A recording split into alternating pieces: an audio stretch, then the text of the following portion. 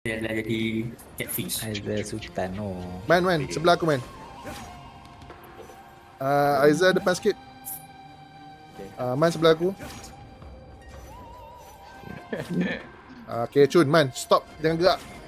Abang Mus je. Somebody stop me. Just nak cari Okay, tempat. pergi mana pula? Nabi dengan baru nak Ricky tu kan. Why not kita pergi tempat Ruby mati?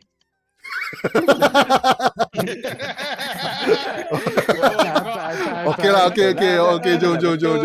Bye. Jom. Jom. Okay, jom. Okay, siapa nak tengah? Pak baju kongsi Pak Choi. Aku ke belakang sikit. Siapa duduk tengah? Baju cantik kau mana be? Baju tadi tu, yang Asura tu. Kenapa? Pakailah. Okay. Position. Siapa nak tengah? Aizal pula ke? Man ke? Abang Mus dah chip dah. Aku nak belakang je. Ui, kau lain macam. Zaman ni puasa tak man. Man. Apa agak Ya. Oh ya. Damn, Nabils. Macam Nabil apa God hal? of Jim Time. Cap yang tu apa? Bruce Almighty. Apa Ghost Light Malam. Makan? Bos Almighty. Apa benda ni tiba-tiba ni? Faham aku kat Ghost Market ni? Jauh gila. Dengar. The hell? What the fuck? The hell? Ada orang Wait, tarik kau ke kat apa? mana siap? Ya. Push.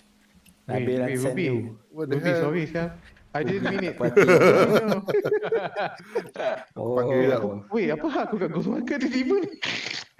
Wait, apa hal aku kat Ghost Market siap? Kaifeng. Apa? Siapa Kaifeng? Ghost light tau, ghost light. Wait, sorry Ruby is a Ruby. ghost. Sorry Ruby. Don't haunt me. Okay. Then Custom. Susun dulu sebelum aku record. Ya Allah, Stop. aku punya. invite balik. Asal kau hilang. Apa hal Ghost Light ni? Bodoh siap. Ha. Apa pasal? Wait, Oh, adalah Amos. Sebab korang tukar masa kan? Aku tukar masa. Tapi apa? Diorang okey. Diorang tiga ni okey. Abang Mus yang seorang yang teleport ke Ghost Light. aku teleport Ghost Market balik. What? Asal Kau punya performance tu sangkut kat sana. Tak tahu lah. weh. macam dia kira kau kat situ. Invite balik. Sekejap. Kita keluar balik jap. Aku keluar balik lah. Jangan keluar dulu. Keluar. Masuk balik. Tak faham lah. Ruby tak puas hati dengan aku. Tak faham. Aduh, kelakar. Sebab kau yang punya idea joget kat dia punya. Bye kan kau.